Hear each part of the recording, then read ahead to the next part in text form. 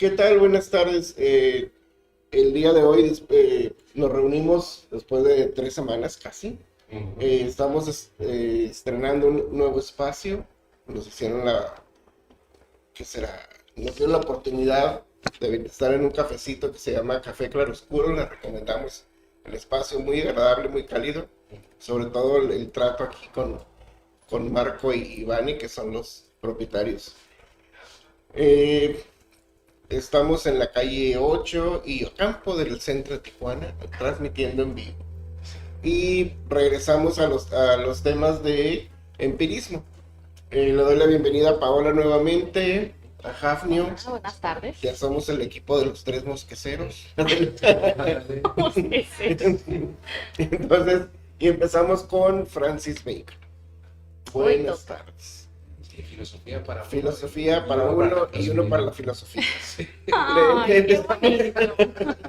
Empezamos leyendo pues Francis Bacon. Vamos a hablar un poquito de la biografía que yo me había saltado, la verdad. Sí, los programas anteriores fueron precisamente también sobre el empirismo. Empezamos con Locke, ¿no? Después nos aventamos a Berkeley y pues ahora ya nos toca Bacon, ¿no? Bacon. Y bueno, ustedes van a hablar más de él porque yo lo tengo prohibido. Sí, por aquí del tocino y no es compatible. Pero bueno, empezamos diciendo que nació en una tarde, o en una mañana, no sé, de 1561, Bien específico. Bien específico. Por la mañana. En Londres. Era una mañana lluviosa, como la de Seguramente. siempre. Sí. Y muere pues en 1626. Luego vamos a hablar de qué muere. No tenemos el mes de nacimiento. No tenemos el mes de nacimiento ni de murimiento, pero Los ingleses probablemente pero los ingleses sí. Y Luego- aquí luego les decimos. y en los datos que Yo soy tengo tomando aquí, su pues, no. italiano. Si es que no me va. choca. Bien, ¿cuál es la importancia de Bacon? Bacon, perdón, vamos a decirlo en español. Bacon. De Bacon. Su importancia es que es de los primeros empiristas, incluso se le dice que es el padre del empirismo. O desarrolla el empirismo en Inglaterra, ya después, un poquito aunado a las ideas también, justo no con Berkeley, porque Berkeley nace 60 años después, lo habíamos dicho, en el 86, pero sí con una gran influencia de René Descartes o Descartes. Y él empieza a desarrollar el empirismo a través de diferentes ideas. Vamos a ir dándolo por partes para ahora sí que ambientarnos más en la época. Así es, pues este señor fue, como ya mencionó el profe Félix, un filósofo y político inglés. Casi nunca damos la visión de la política porque nos enfocamos más en su empirismo y filosofía, ¿no? Pero sí hay que mencionar que estudió leyes, pero no pudo terminar porque fue enviado como diplomático a Francia. Él regresó a terminar sus estudios cuando su padre murió y después de un tiempo y con la ayuda de varios favores, pues se convierte en abogado de la reina Isabel I. Ahí nomás. Ahí nomás. De casi nadie. También fue canciller, fue lord, fue procurador general, entre varios títulos que después perdió porque, chisme, fue acusado, ¿no? de soborno, fue encarcelado, salió después en varios meses y pues fue liberado, ¿no? Pero sí le queda esa mancha, ¿no? En su biografía. Intrigas políticas ahí, ¿no? Sí, dicen que no fue cierto, pero lo querían quitar de su lugar, o sea, de su papel político, pero pues hasta ahí quién sabe. En la biografía sí dice que fue acusado de soborno, se defiende y sale libre después de varios meses, ¿no? Y aunque tuvo interés por la filosofía desde muy joven, pues la vida lo lleva por el camino de la política, precisamente como para ganarse la vida, ¿no? No había, como ahora todavía no hay trabajo de filósofo. Entonces, relega un poco, ¿no? Su favoritismo por la filosofía.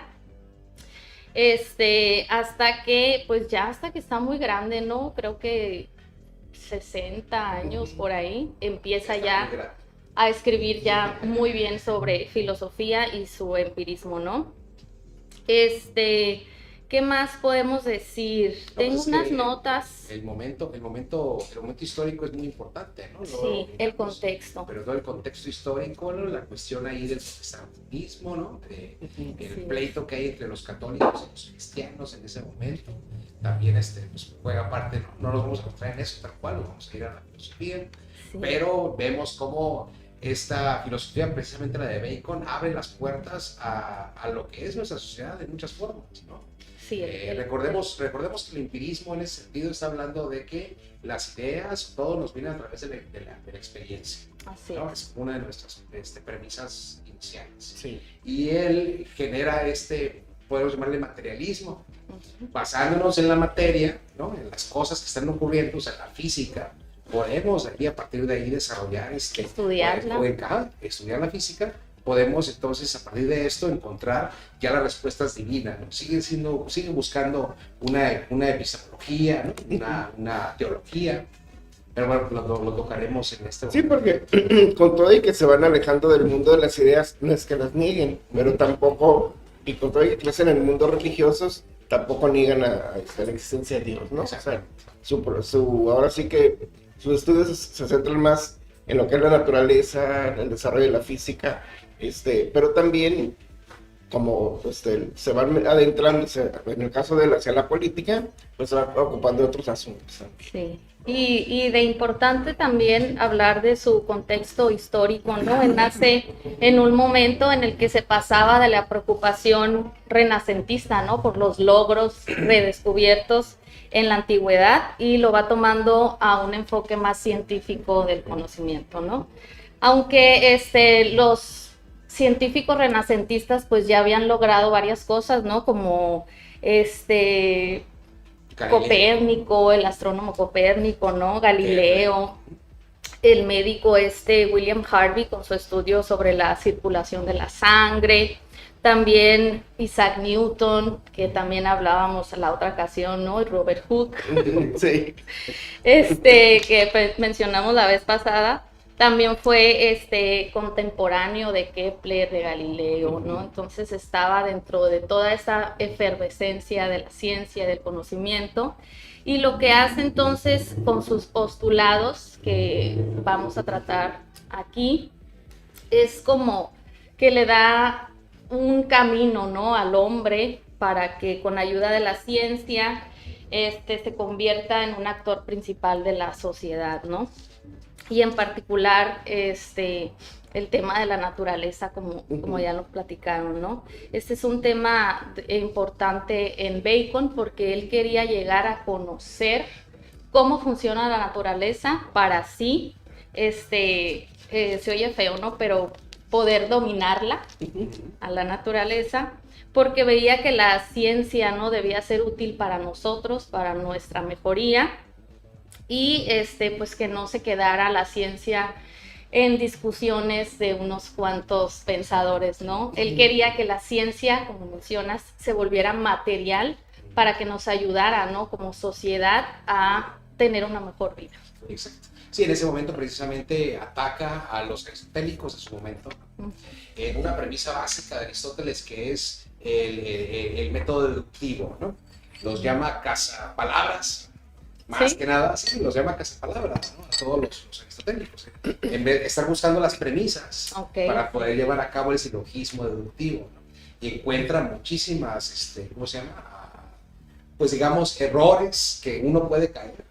Porque a la hora de suponer que la lógica mera nos va a dar conocimiento, respuestas, pues no estamos tomando en cuenta nuestra propia forma de ver la vida, ¿no? Nuestra propia, cómo la experiencia en sí está ya distorsionada por la percepción. Así es, eso es importante también. Sí, muchas de las cosas que hoy tomamos como por dadas, los experimentos científicos, etcétera, están basados en este conocimiento propiamente. Bueno, ya más adelante hablaremos un poco de su concepto de la magia. Sí, de hecho, él estaba tan en contra de Aristóteles que se basa en una de las obras principales de Aristóteles, que es el Organum, y él escribe el nuevo Organum. Y esto con la finalidad de deconstruir ahora sí un método de descubrimiento, pero también creando una lógica, dice, para aumentar lo que es el conocimiento. Sin embargo, la estrategia inductiva que ahí plantea, pues parecen estar lejos de los objetivos que se propusieran en la primera parte de su obra, porque las técnicas metodológicas que utiliza ofrecen más bien una especie de evaluación que más evaluación, o sea, va de alguna manera poniendo en tela de juicio la obra del propio Aristóteles, que en lugar de ir haciendo descubrimientos nuevos.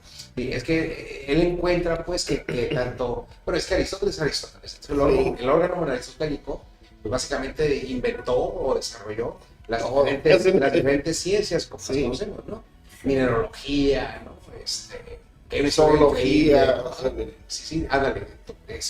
geografía, etcétera.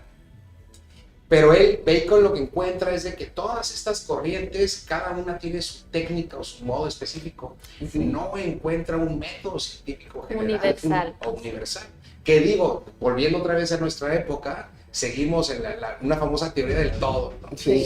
Siempre es una aspiración de los científicos hoy en día, ¿no? Encontrar una teoría que pueda describir todo, ¿no? Una idea muy romántica, ¿no? Sí, claro. Querer tener una certeza sobre todas las demás. Todo. Sí, exacto. O sea, es como no aceptar que la vida es caos, sin ni modo. O sea, vive con ellos, no hay una respuesta para todo y nuestro trabajo es dudar, ¿no? A lo mejor no podemos encontrar las respuestas, pero podemos hacer preguntas nuevas que lleven a otras formas de ver o entender el mundo, ¿no? Y esas limitaciones las da nuestra propia humanidad, nuestro propio estado humano propiamente nos limita y lo puede descubrir, se da cuenta que la ciencia de alguna manera trasciende nuestra propia visión, como lo es la física newtoniana, ¿no? Como estamos hablando en este momento, o Kepler, ¿no? Etcétera. Kepler es muy interesante, ¿no? La cuestión esta de que él encuentra que las órbitas de los planetas son elípticas, no circulares, y cuando lo descubre, se pasa el resto de su vida tratando de demostrar que estaba equivocado, porque para él tenían que ser circulares. Porque vaya, el círculo representa a Dios, es perfecto, y la obra divina pues tiene que ser forzosamente en círculo. Entonces él prefería negar su descubrimiento que la ley de Kepler. Ahora las leyes de Kepler, ¿no? Todos en la prepa alguna vez lo vimos, ¿no? Y sigue siendo no, y la elipsis, con todo y que es circular también, no es perfecta porque es más ovoide. Entonces es elíptica, y la elíptica además va cambiando, por cada planeta es diferente. Sí. No todos tienen un mismo giro. De hecho hay algunos planetas, si por decir nosotros, sobre la Tierra, gira hacia la derecha, hay otros que giran de manera a la izquierda. Y estos van creando también una especie de caos, que es lo que mencionas también. Si hay caos en el mismo universo o en el espacio exterior, obviamente va a haber caos entre nosotros también. Es totalmente normal, justo y explicable. Aquí hay algo bien interesante, dice, y sin embargo, dice, las estrategias inductivas que Bacon desarrolla parecen ser más una evaluación que su descubrimiento, hasta tal punto que algunos críticos actuales le señalan como precursor de Popper. A pesar de no lograr su propósito, el método baconiano le ofrece una interesante perspectiva para la filosofía de la ciencia actual, atraída en parte por la temática del descubrimiento científico. Y es en este mismo sentido como este mismo método se va a retomar una y otra vez, ¿no? Desde con Popper y luego después antes con Thomas Kuhn, y así lo vamos llevando al grado de que se rescata el método científico, incluso para el mismo, repasando el positivismo, que lo vamos a ver más adelante, pero hasta llegar como un método que se va a utilizar en la academia. Podríamos llamarle una protofilosofía de la ciencia, sí, de alguna manera. Un inicio, ¿no? De esto de los ídolos, etc. O un antecedente, ¿no? Sí, porque precisamente, ¿no? Muchos en la escuela aprendemos que Descartes es el método científico, pero no se aplica hoy en día, ¿no? O sea, encontramos una de las más interesantes y controvertidas, podemos decir, situaciones, Erwin Schrödinger, ¿no? El que desarrolla la mecánica cuántica, se supone que su famosa fórmula la desarrolla porque le dicen está muy bien tu desarrollo teórico, pero necesita una fórmula para que... Sí, para agarre fuerza. Sí. Sí. Y pues se supone que él estaba con su mujer, ¿verdad? O sea, en un momento de amor, ¿no? Se da cuenta y así como que espérame, ¿no? Y se para. Qué buen chisme. Y escribe dos fórmulas posibles. O sea, escribe dos fórmulas posibles, pero las escribe. O sea, escribe dos ¿A quién fórmulas se le ocurre ahí? posibles. Pero volvemos a esto, No mueva la piernita, ahí también. Déjame escribir la fórmula. Pausa, por favor. Así. Pausa. Mira, Freeze. Por eso lo divorciaron, ¿no? entretente con esto. No lo dejaron. Por casualidad. Sí, sí. Pero vaya, eso es ciencia, pues vaya, no corresponde al método científico. Sí. ¿No? Y entonces sigue siendo... No es práctico. sigue habiendo entonces, por eso cuando hablamos de filosofía de la ciencia es eso, ¿no? ¿Qué es la ciencia? Pues? Sí, y para comenzar, porque aquí vamos a empezar empezando. con el Novum Organum, ¿no? Sí. Es una discusión que hace Bacon en contra de Aristóteles y su filosofía, ¿no? Más concretamente, no su filosofía, pues sus escritos lógicos, ¿no? El órgano. Sí. Este libro, pues el órgano, perdón, trata de, como ya mencionamos, ¿no? De juicios y argumentos lógicos, que si no mal recuerdo consta de 8 libros, ¿no? El órgano de Aristóteles. Me faltó anotar los títulos, pero pues sí son bastantes y al parecer englobaba todo lo que tenía que ver con la lógica y el argumento, ¿no? Pues que básicamente lo que hacen es enseñarnos a argumentar y a debatir algún tema, ¿no? Pero a Bacon este tipo de enseñanzas pues le parecen ya atrasadas, ¿no? Para su tiempo y por lo consiguiente pues le parecen inservibles ya. Entonces Bacon, como aquí vamos a empezar, escribe Novum Organum o el nuevo organón o la nueva herramienta, en donde nos habla de los defectos de la ciencia al principio y de la interpretación de la naturaleza, porque dice que las proposiciones que tenemos como verdaderas en la ciencia lo son por vías de la fe y la disputa, pero no por la observación rigurosa de los procesos naturales. Entonces, Novum Organum de Francis Bacon es, como mencioné hace rato, la forma de Bacon de darnos a nosotros una guía, ¿no? Un camino dentro de la ciencia para poder encontrar resultados, respuestas a preguntas o fenómenos de la naturaleza que, como vamos a ver en su teoría de los 4 ídolos, pues básicamente yo creo que dice, nos hemos estado equivocando, no es el camino que hay que tomar, yo les voy a ayudar, yo les voy a ayudar para que vayamos de línea recta a conocer la naturaleza, cómo funciona, para utilizarla a nuestro favor y mejorar como sociedad. Sí, bueno, decirle ahorita, dice Bacon escribe el Novum Organum en clara oposición al organismo aristotélico. Organum. Es decir, la lógica utilizada para demostrar la validez de conocimientos ya adquiridos. Pero como arte, dice, no puede ser de utilidad en el progreso de la crónica, es necesario entonces desarrollar una nueva lógica que sirva para crear y aumentar el conocimiento. Esto es un nuevo arte de la invención. Para encontrar las causas generales, primero nos dice Bacon, es preciso buscar una clase de introducción distinta de la introducción simple empleada hasta hoy, la cual solo nos conduce a conclusiones precarias.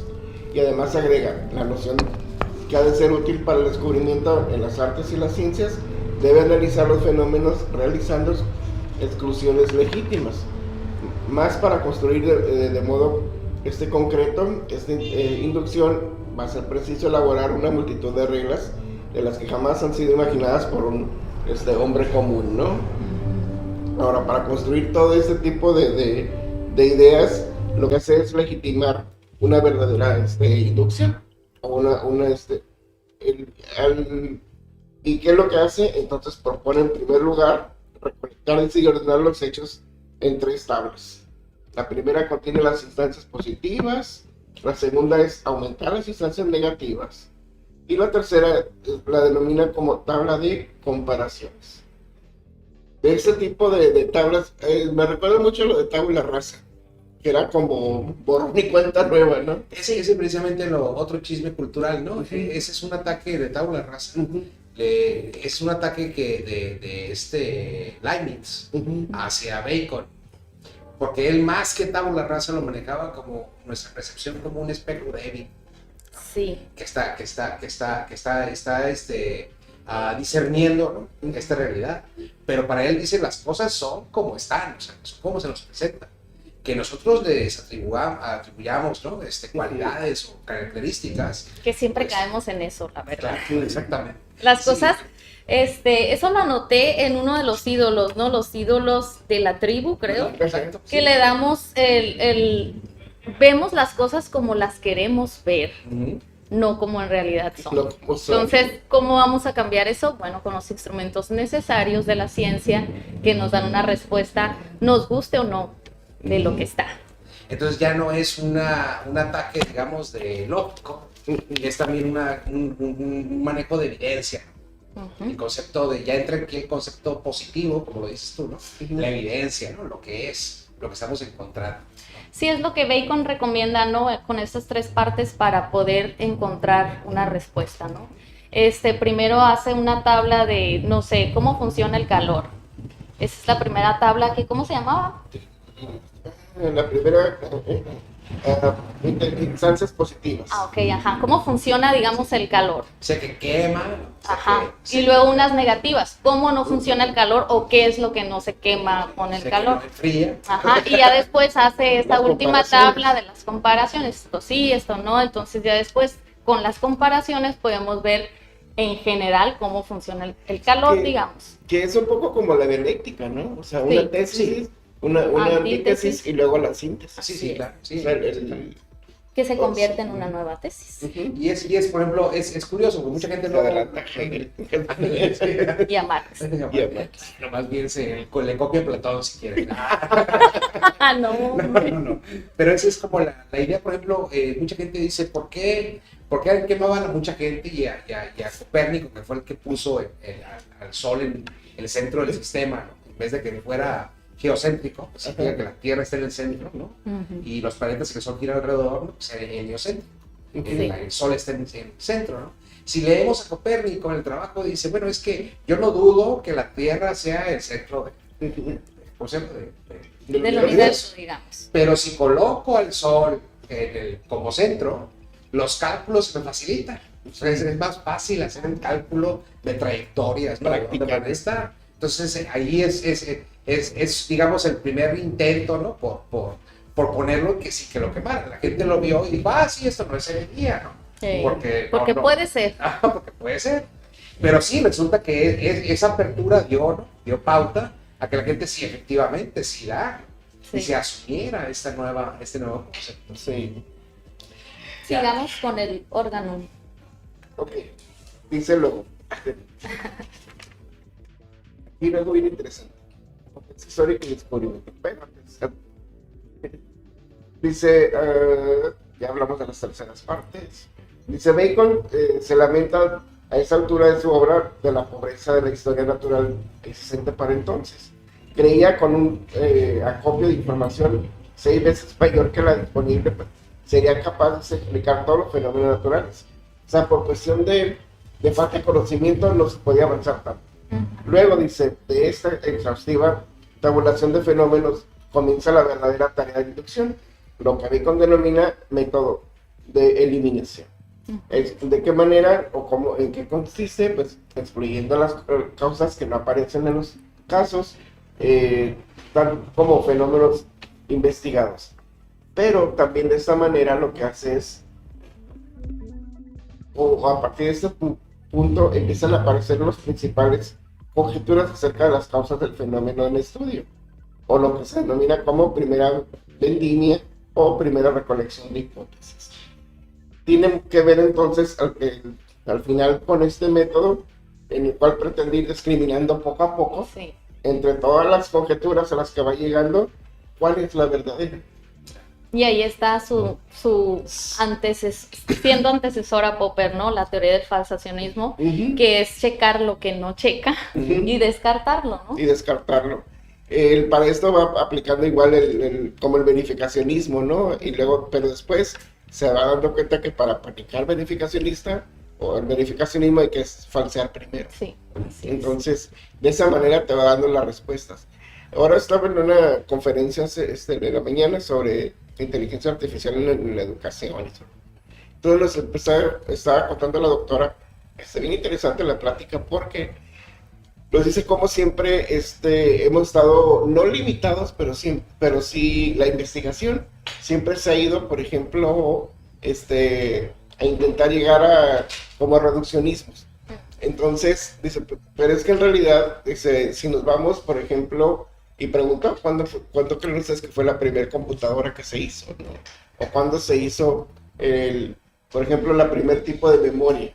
Entonces fue por los años 60, más o menos 61, 62.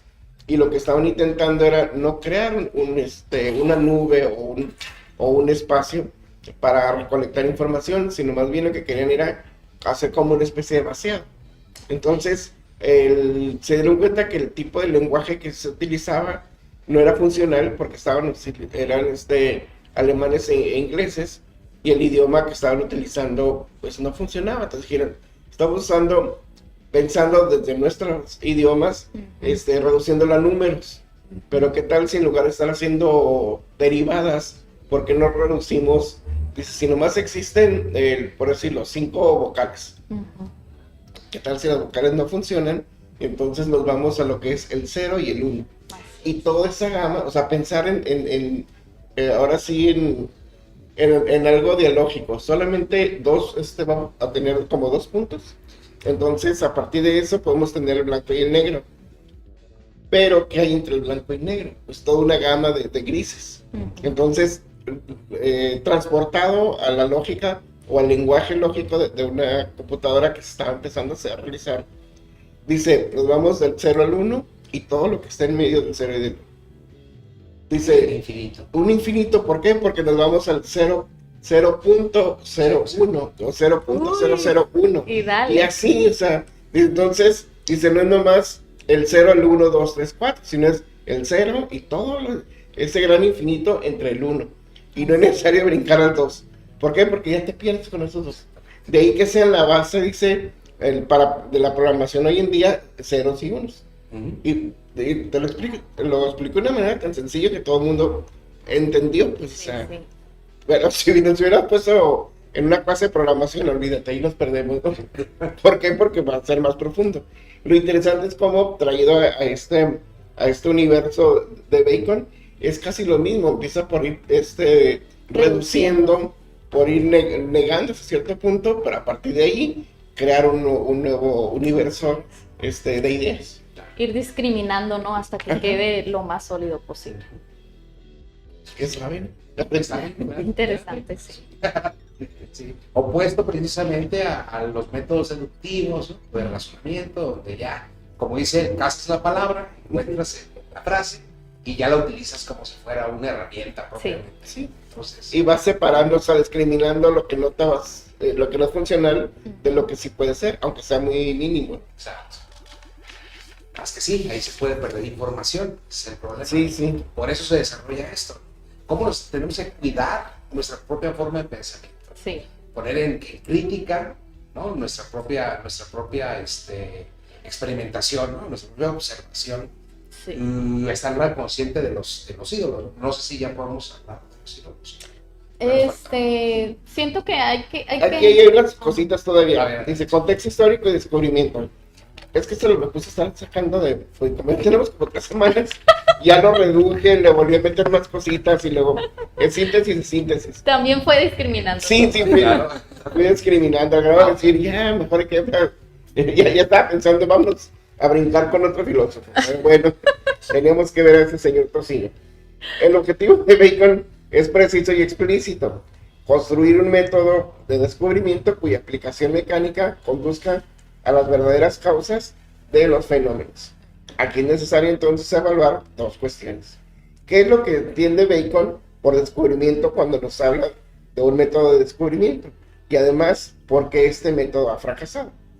Para iluminar el primer punto, o la primera pregunta, debemos comparar las posiciones de Bacon con el esquema estándar en la filosofía de la ciencia, compartido por filósofos como Popper, Reichenbach, Hempel, etc.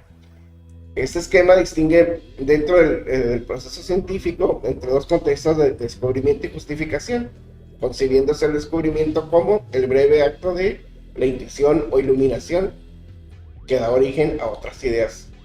Entonces, y establece una especie de gráfica bien interesante que se me hace medio rara aquí. Bueno, sí, hablando ya, digamos, en los estadios del conocimiento de Tomás de Aquino, se maneja siempre este concepto de iluminación como el máximo, ¿no? Sí. La luz es perfección. Que llegas, ¿no? Y entras a otro nuevo... Te maravillas, ¿no? Sí. Te maravillas por lo que vas descubriendo o encontrando. Ahora, no porque te maravilles vas a quedar encandilado, sino que más bien esa misma... viene de grados. Sí, viene de... Y además te va guiando, pues puedes ver cómo vas avanzando. Sí. ¿Alguna otra mención? Sí, no, sí. Dice, esta postura clásica de la filosofía de la ciencia concibe el descubrimiento como creación o generación intuitiva de una hipótesis, como un inspirado acto no racional. Entonces, la estructura del método de Bacon lo que hace es más bien reflejar claramente que concibe el descubrimiento en el sentido de construcción de hipótesis a partir del tratamiento sistemático y mecánico de la evidencia disponible. O sea, aquí se empieza a utilizar el método científico sin que le llame método científico. ¿A través de qué? De estar haciendo tratos, o sea, error, y seguir avanzando. Experimentos. Sí, y estar haciendo experimentos. Ya luego vamos a hablar del pollo chicken ese que congeló y que fue causa de su... Y que fue causa de su morición. Bien. Ahora sí, me brinco esa partecita. Las estrategias que utilizar. Dice, puede existir un camino alternativo, el cual es abandonar tanto el mundo ideal de la infalibilidad de la construcción del conocimiento, como la paralizante tesis del descubrimiento por iluminación. Lo que decíamos, ¿no? No hay que quedar encandilado. Esto es por fuera, estamos al lado de la calle. Y dedicarse a la tarea de recuperar, elaborar y además ordenar reglas que conduzcan, aunque no infaliblemente o inevitablemente, al descubrimiento científico. Es en ese papel entonces, actualmente, que se cumplen las así denominadas estrategias, y esas pueden ser entendidas como reglas de tanteo, consejos o máximas que sugieren respuestas adecuadas a problemas determinados, tales como el dar cuenta de las irregularidades de los fenómenos o preocupación baconianos al descubrir la causa de un fenómeno determinado. Pues sí, el manejo de la palabra fenómeno aquí es muy específica, ¿no? Sí. Es las cosas como se nos presentan, Así es. eliminando nuestra perspectiva, ¿no? Percepción. Yes.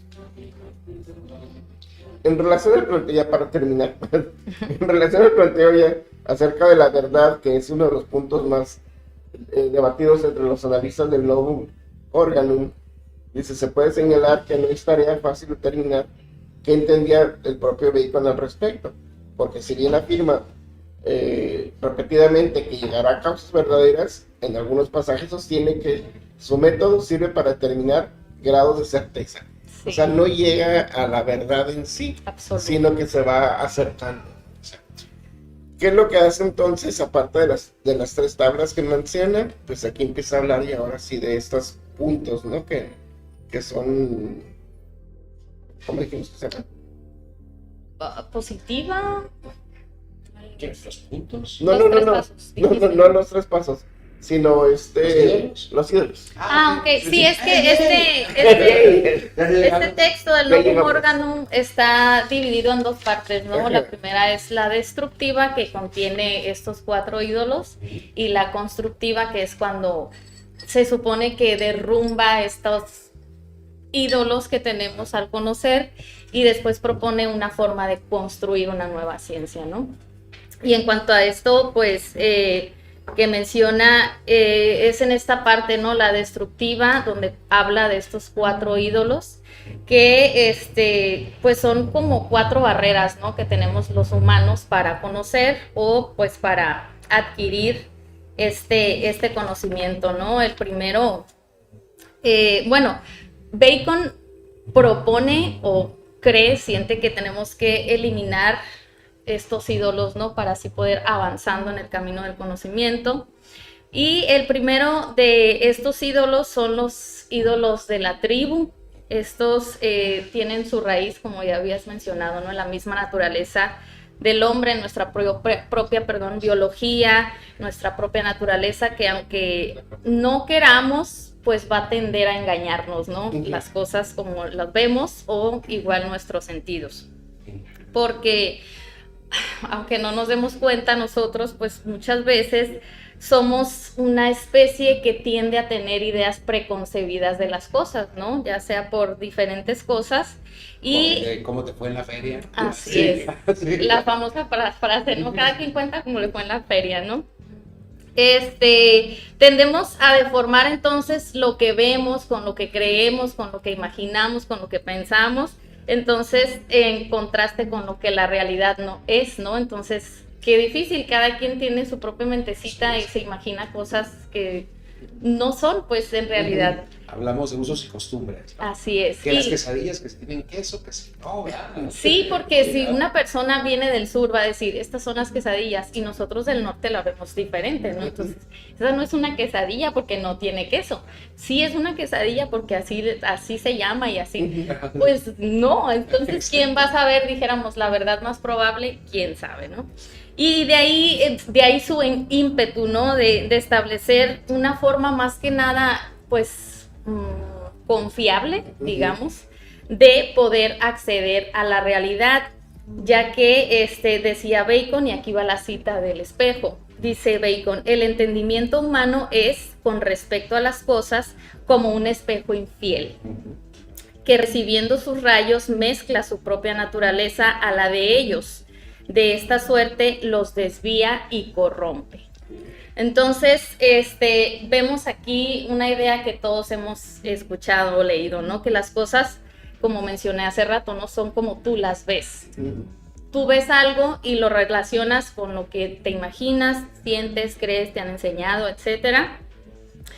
Y pues sí, ¿no? Nos vamos a proyectar siempre en todo aquello que conocemos. Y creo que esa es la mención. En esto va a consistir esta primera teoría de los ídolos, ¿no? De la tribu, que se deben a la naturaleza humana misma. A veces no podemos evitarlo, a veces ni siquiera nos damos cuenta, porque son tendencias que tenemos como especie, ¿no? Y se vuelve comprobable después, ¿no? Ya ahorita en la psicología moderna y todos los experimentos, en las ilusiones ópticas, cómo el cerebro está tratando de resolver problemas, ¿no? que vemos así ópticamente, ¿no? por el hecho de la misma configuración del cerebro que ya está. Y aparte, yo había leído también un poco por ahí que nuestro cerebro se ajusta a lo que le llaman ley de parsimonía, si no mal recuerdo, o si no mal estoy diciendo que se llama así, pero es la tendencia que tiene también el cerebro a escoger como lo más fácil. O sea, si algo te resulta difícil, ay, es muy escabroso, lo alejo, me quedo con lo que siento que está bien, lo que creo que está bien, mi vida va a ser más fácil y ahí me quedo, ¿no? Es una tendencia también que tiene nuestro cerebro. Claro. Sí, lo que ya llegados en el caso extremo son causa de traumas y de locuras, ¿no? Porque, también. Sí, o sea, pero sí, es increíble, ¿no? Cómo en realidad lo que creímos desde niño, ¿no? Lo que nos hemos educado, ¿no? Lo que ciertamente se maneja, ¿no? Como esta idea de qué tanto nos hace la cultura, ¿no? A nosotros como personas. Pues es un ídolo, ¿no? Pero lo trascendemos. Y Montaigne precisamente escribe algo al respecto ya después. Michel. Ajá. Él habla precisamente de una disputa que él encuentra entre Francia y Alemania sobre cuál es la mejor estufa. francesa. Entonces los franceses decían que la mejor estufa era la francesa. Como ahorita con la quesadilla. Exacto. Pero en el caso de la estufa, ¿verdad? Sí hay algo valorativo. Okay. Sí hay comprobación científica. Sí, porque encuentra que el clima entre Francia y el clima de la Alemania difieren lo suficiente como para que se les requieran dos modelos distintos de estufa. Okay. O uno en cada Las dos lugar. son válidas, digamos. Entonces, de alguna forma, maneja esta idea de la trascendencia de la cultura, Okay. ¿no? De tu propia cultura, para poder entender nuevas cosas, ¿no? Es una de las ventajas que luego casi todos los mexicanos tenemos, que vivimos al lado, sí. No solamente los de Tijuana, sino en general, ¿no? De De una cultura distinta, ¿no? Sí. ¿no? O sea, si vamos a Sonora, pues todos viven al lado de las tribus nativas, sí. Entonces tenemos acceso a esto. Pero en lugares donde se da una cultura específica, ¿no? Todos se manejan igual, pues ya los... Como no que hegemonizan, ¿no? Sí. Digamos. Es como el pez, ¿no? Si la pregunta es si el pez está consciente de que está en agua. ¿Quién sabe? ¿Quién sabe? Ahí tendríamos que ir a preguntarnos si el pez tiene conciencia. Claro. Entonces, Sí. Ya. ¿cuál es su función? ¿Cuál es la función del pez? Pues tiene una conciencia bueno, relativa a conseguir lo que, a mantenerse vivo, ¿no? Sí. La conciencia que la vida misma implica. ¿Alguna mención sobre el primer ídolo? Pues esto yo creo que es lo que es, ¿no? Pero, Okay. pero aquí encuentro, y de aquí ya profundizamos, cuando habla sobre los ídolos, que es el ídolo de la tribu, se refiere más a los prejuicios comunes que tenemos como seres humanos. Así es. Pero, ¿cuáles son esos prejuicios? O sea, ya como sociedad, que igual seguimos teniendo, ¿no? Puede ser, por ejemplo, cuando llega gente extranjera, ¿no? Sí. No necesariamente de otro país, sino cuando llega gente de otro estado a la ciudad, tenemos cierto prejuicio de que vienen a quitarnos el trabajo, Así que es. vienen a sustituir ciertos espacios o que vienen incluso a imponerse, ¿no? Sí. Y siempre está ese prejuicio. Después ya pasa el tiempo, nos damos cuenta que en realidad solamente vienen a buscar trabajo o vienen de paso. Porque Como Tijuana, los del norte hacían con nosotros. como los del norte, con nosotros que venían nomás para ver qué. Pero los del norte son bien recibidos porque además eran como turistas y traían dólares. Eso no había bronca. Los que vienen del sur son los que vienen a ver qué agarran y luego... Sí, pero me refería a nosotros, somos el sur de Estados Unidos, Sí, y también se hace esa crítica con los que Sí. cruzan para allá, digamos, a buscar trabajo. Sí, cuando cruzamos y todo, incluso hasta en el mercado, ¿no? Lo ven como competencia. ¿Por qué? Porque estás viendo un producto y a veces van y te lo quitan, ¿no? Sí. O están así como haciendo caras porque curiosamente quieren también un mismo producto, pues. Sí, y fíjense que si este ídolo de la tribu nos pide bacon que tratemos de eliminarlo, qué difícil es eliminar prejuicios, ¿no? En los que crecimos, con los que nos nutrieron, digamos, en nuestra educación. Es muy difícil trabajar con todo eso y no puedes decir de un día para otro, ya no voy a hacer así, ya no voy a hacer así, ya no voy a... Es un trabajo constante. Ya no voy a reír de la gente. Así. Sí, o no sé, cualquier cosa que hagamos los humanos que esté mal, digamos, como sociedad, es difícil eliminarlo. Y bueno, podemos hablar ahí, por ejemplo, de lo que llamamos en la filosofía la causalidad leve, ¿no? Cuando ya una idea es eliminada, ya sabemos pues que cierto sistema ideológico no está funcionando. No hablando del sistema, ¿no? Queda algo ahí, ¿no? Nosotros todavía, por ejemplo, seguimos pensando positivamente, ¿no? De que la evidencia en los hechos. Sí. Tanta gente nos dice de repente, es que si no es ciencia, no es verdad, ¿no? Sí. Oye, no, espérate, ¿no? Pero es una idea que ya viene, ya manejada, pues. Cada vez más de tiempo más cercano. Exactamente, sí. Y ahora bien, pues la segunda barrera que tenemos al adquirir conocimiento son los ídolos de la caverna. Estos son los ídolos que tiene cada quien en sentido individual, vaya, ¿no?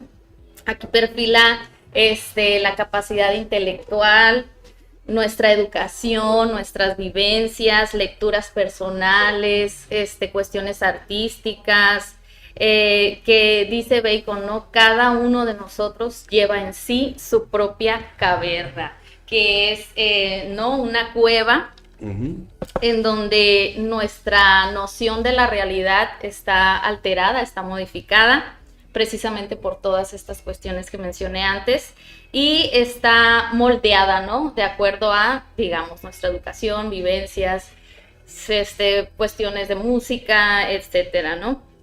Lo que vemos, lo que escuchamos, con quién nos rodeamos también, eso está perfilado. Entonces, cada quien va a ir construyendo, ¿no? A lo largo de su vida su propia caverna. Entonces, y sus ídolos cavernarios también, ¿no? Mis ídolos cavernarios, pues, serían, ¿no? La música que me gusta, las lecturas que leo, con quién personas me junto, a dónde voy. Esa es mi propia caverna, ¿no? Mi caverna individual. Pensé que ibas a decir el santo cavernario. Y dice, ¿no? Dice Bacon, esto es incorrecto porque esta propia caverna no nos permite avanzar en la ciencia y en el conocimiento, porque tendemos a utilizar nuestras propias ideas concebidas acerca de la naturaleza en lugar de observar lo que hay realmente. No me salgo, digamos, de mi lugar, ¿cómo se dice? Mi lugar donde me siento bien. Porque vamos ahora en el área de tu contexto. Ándale, ajá. El área de confort. El área de confort. Entonces, generalmente las personas se quedan ahí y no se atreven a salir a conocer otro lugar, otras personas, ir a otros rumbos. No, y es curioso porque también platicando con una maestra temprano justo con eso del área de confort, dice que pues, me hablaba de una alumna con problemas que siempre siente atacada a la muchacha, ¿no? Entonces que le dijo, no, hay que relajarnos y hablar y salirnos de nuestra área de confort. Entonces lo que entendió esta persona o esta alumna fue como que le estaba diciendo que pues dejara de ser como es ella. O sea, lo entendió como una agresión, de hecho. Porque le está diciendo, es que quieres que me salga del único lugar donde yo me siento confiada y que no sé qué. Dice, empezó a irse por ese lugar, cuando yo le estaba diciendo a todo el grupo que pues hay que dejarle, dice, de alguna manera lo que uno viene arrastrando, pues. Sí. Entonces, ¿por qué? Porque estás tan conforme en un solo espacio que ya ni siquiera te esfuerzas para hacer otras cosas. Así es. Esa es precisamente el ídolo de la caverna, ¿no? Salir de ese lugar te va a crear conocer, experimentar, tener otras visiones de la vida, hablar con otra gente. Es una pregunta, ¿esta es una alusión directa a la caverna de Platón? Es lo que iba, es para donde iba. Yo lo siento así porque es como salir, conocer la luz y que hay otras cosas, y sí, regresas, pero ya ves que esos ídolos que se están reflejando ya no son... ya no son funcionales, digamos. Ya no funcionan, ya no te llenan ni te dicen nada. ¿Por qué? Porque ya te diste cuenta que alguien los está reflejando, o alguien le está proyectando más bien. Sí. Y ya regresas y pues igual, entonces te vuelves a sentar y te ponen las cadenas o te sales ya de ahí, pero ya conociendo. Creo que es difícil volver a regresar a lo mismo si ya viste que no te funciona. Sí, porque siempre va a estar esa idea de que ya no es lo mismo. Es que también es lo que dicen luego la gente, ¿no? Cuando viajas, ves el mundo, regresas y quieres cambiar cosas, ¿no? Porque ya viste que algo no funciona, ya viste cómo lo hacen otras personas, lo empiezas a tomar en tu vida y empiezas a cambiar, ¿no? A eso también puede tener referencia. Hay gente que se está con acento. Sí. Ándale. Un conocido que se fue a vivir a España un tiempo y luego venía y regresaba y bueno, es que tío... Ay, por favor, si te fuiste nomás 2 años. Ya diciendo de tío y el vale y esas cosas. Por favor, o sea, y le dije, dices Tijuana, le dije, y lo pateé. Como en la película. Mire, hay otra instancia, ¿no? Que es la tercera, que es el foro, le llama. Sí, a la tercera barrera le llama los ídolos del mercado, de la plaza o del foro, que es pues donde la gente se reunía, ¿no? Entonces, hay veces que le llama de esas 3 maneras, pero se refiere a lo que tiene que ver con la sociedad, ¿no? Donde se reúne la gente, donde compartes, donde platicas, donde socializas, digamos, ¿no?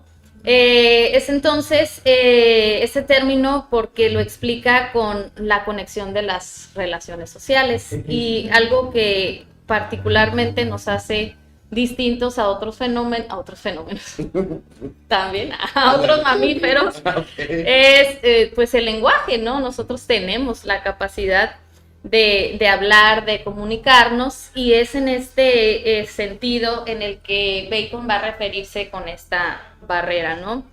La barrera del lenguaje, de la comunicación. Dice Bacon que, voy a abrir cita, los hombres se ven lanzados por las palabras a controversias e imaginaciones innumerables y vanas. Claro. Imagínate. Se están accediendo a las plataformas, ¿no? O sea, sí, ahorita qué desastre hay con un mensaje, ¿no? Porque depende de cómo lo lee el otro, no cómo lo escribiste. Publicas algo y luego te llueven las críticas. Sí, ¿no? sí. O sea, el mismo Facebook te lo cerrando luego. Sí. No, y la motivación detrás de ello ya también, ¿no? Sí. Ya hay, pues vaya, esa es otra de las cuestiones, ¿no? El por qué aceptar una cosa por otra. Y tiene que ver con la cuestión del lenguaje, o sea, la comprensión lectora, el cómo entiende uno las cosas, pero también está muy suave porque uno se puede dar cuenta de todas las interpretaciones que pueden existir, o la forma como lo puedes ir viendo. Ahora bien, lo que uno debería hacer más bien en lugar de sentirse ofendido, pues es igual tomar una perspectiva y ponerse a analizar, o darse cuenta que esa misma expresión tiene varias maneras, o sea, de poder entenderlo. A veces te llega la contestación, ¿no? Y te quedas, caray, nunca lo había visto así, ¿no? No me refería a eso, tú lo acabas de plantear, yo estaba viéndolo de esta forma, pero es precisamente los problemas que dice Bacon del lenguaje, ¿no? Sí. Y en este sentido, la crítica de Bacon es hacia el lenguaje científico específicamente, ¿no? Que dice que se vulgariza, ¿no? El lenguaje científico se vuelve del vulgo, se banaliza y lo vemos, ¿no? Lo platicamos también la otra vez y también hace rato lo mencionaste, Hafnio, ¿no? Nos venden todo con el nombre de la ciencia, si está científicamente comprobado, pues lo creemos, ¿no? Nos la creemos y decimos, está bueno, hay que comprarlo, ¿no? Y la mayoría creemos cuando vamos a ver un objeto o, digamos, comprar algo, si viene esta leyenda de comprobado científicamente, pues lo creemos. O lo dijo un doctor de la Universidad de San Diego. Sí. ¿Cuál doctor y cuál universidad? ¿No? Y eso es la vulgarización de la ciencia, ¿no? Porque nosotros ni siquiera tenemos la más remota posibilidad de comprobarlo por nosotros mismos. O sea, no nos llega ni de primera, ni segunda, ni tercera mano para comprobar, ¿no? Por nuestra propia cuenta si es que es cierto que está comprobado científicamente o que eso es verdad o no. O que lo que estamos hablando sí quiere decir lo que queremos decir. Así ¿no? es. El concepto de la relatividad de Einstein es un ejemplo clásico, ¿no? Todo el mundo dice fácilmente, todo es relativo, ¿no? Y esa relatividad no se expresa. Se banaliza. Se banaliza, exactamente. Sí. La teoría precisamente de Einstein, de relatividad, es de que el mismo evento lo podemos ver de diferentes perspectivas y todas nos van a llevar a lo mismo. Es lo que busca. Sí. Entonces, elimina la relatividad de la perspectiva. Sí. ¿no? Si estás hablando de coordenadas cartesianas, coordenadas polares, cualquier otro sistema de referencia, todos ellos, a la hora de ver al objeto en movimiento, tienen que ver lo mismo. Sí. ¿sí? Si no, no funciona. No funciona, exactamente. Entonces sí cambia mucho cuando te dicen, pues todo es relativo. Sí. No es que... pues no, pero... Es que de tu relatividad y de la mía vamos a llegar a lo mismo. Sí. No es nada más todo. Y va a ser hasta el infinito, ¿no? Claro. Sí, entonces los ídolos del mercado, para cerrar, nos habla pues del uso incorrecto del lenguaje, ¿no? Un lenguaje ordinario que utilizamos inadecuadamente para el conocimiento científico. ¿Alguna otra mención? Pues el científico. Sí. No, pues sí, eso es. Y por último, creo que ya nos quedan 4 o 5 minutos. Están los ídolos del teatro. que, o igual no sé cuánto tiempo tenga. No, sí, no, es casi todavía. Ok, por último están los ídolos del teatro que producen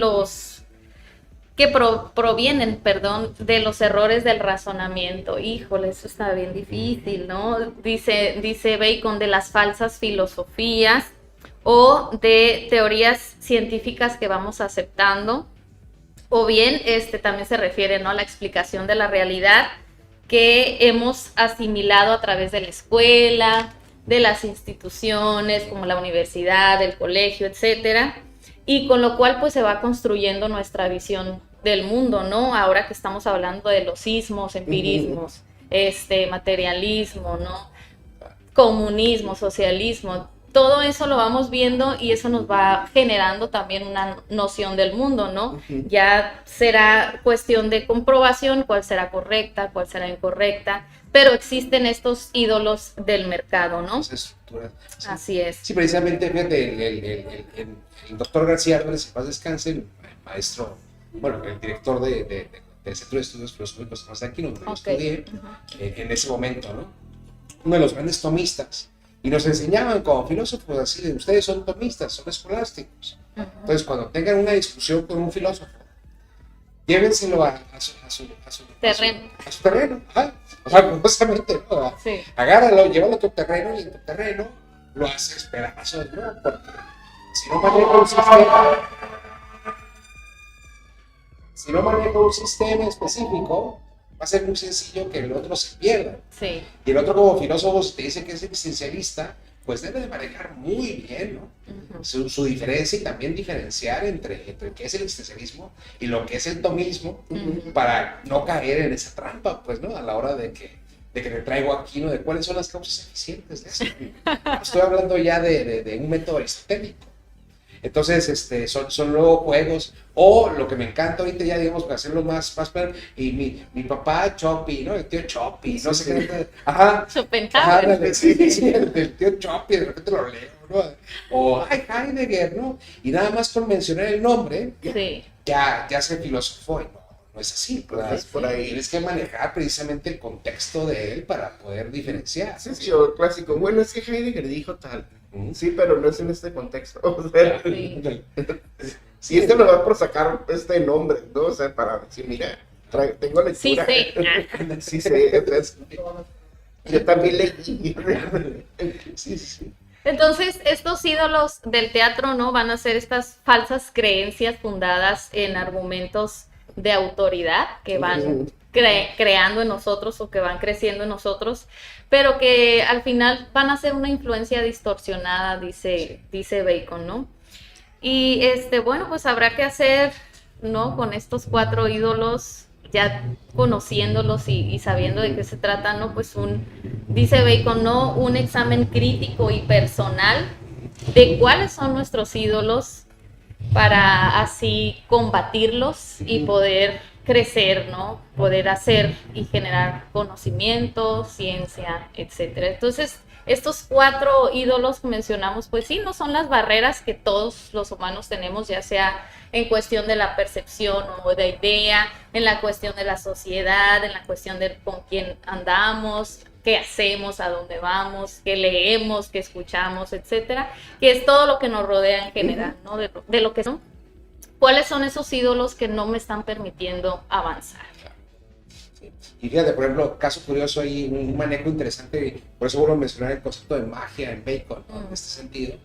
Es importante, ¿no? En Bacon. Sí, es súper importante, sí, porque él redefine, pues encuentra este concepto de hasta dónde es magia y dónde es ciencia. Sí. Pues. Entonces a él le llama magia a la ciencia misma, ¿no? A este poder de alterar la materia de alguna forma u otra.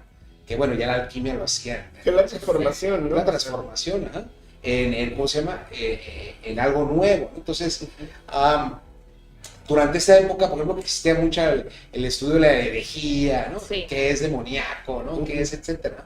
Uno de los grandes argumentos aristotélico-tomistas, pues propiamente, lo da Tomás de Aquino en cuanto a qué son o qué mueve los sortilegios, ¿cómo se llama? La magia, ¿no? Los conjuros, etcétera, ¿no? ¿Qué lleva esto, ¿no? Entonces, pues como todo acto corresponde a la voluntad, pues, ¿no? A la hora de que hablamos de una causa eficiente, ¿no? Hablando aristotélicamente, ¿no? De una causa eficiente de nuestros actos y la transformación, ¿no? De las cosas, pues está la voluntad humana. Pero si lo que estás manejando ya es algo que trasciende la voluntad humana, ¿no? Y esto está hecho para hacer algo malo, una protección que va más allá, pues la causa eficiente es el demonio, es un demonio. Caray. ¿Sí? Vaya, es lo que porque no puede ser Dios, porque Dios no hace cosas malas. Entonces, sí, entonces los sortilegios, las medallitas, todo tiene como causa eficiente el demonio, curiosamente. Pero si yo agarro y prendo mi celular, esas causas que están ahí eficientes no son el demonio. ¿Hasta dónde puedo decir que mi talismán es para darle mal de ojo a alguien? Sí. Y hasta dónde es, el ricino es para envenenar a alguien, que es igual, es un mal, ¿no? Pero vaya, la causa eficiente es donde de repente nos quedamos pues ahí en medio, ¿no?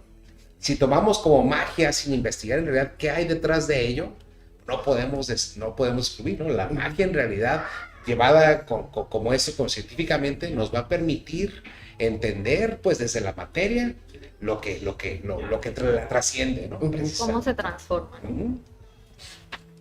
Pues sí, muy bien. Ahí está. En conclusión, pues, desháganse de sus ídolos. Sí, rómpanlos. Yo no puedo, pero rompan el cochinito. No me idolaten a mí tampoco. Los filósofos somos humanos. Bacon es difícil porque ¿quién se deshace de sus ídolos? Sí. Vaya. Muy difícil. Y tal es así que por eso Husserl después maneja la fenomenología. Sí. Sí. Y ese es el trabajo más profundo. Y lo vemos ahora, actualmente, cuando yo estudié física, por ejemplo, llevabas un experimento científico y en la libreta tienes que escribir tus estados de ánimo, tus movimientos, ¿no? Cualquier cosa, porque sabes que va a interferir de alguna manera. Bacon también decía eso, que los científicos...